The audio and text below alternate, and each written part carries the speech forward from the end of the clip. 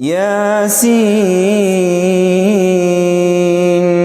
والقرآن الحكيم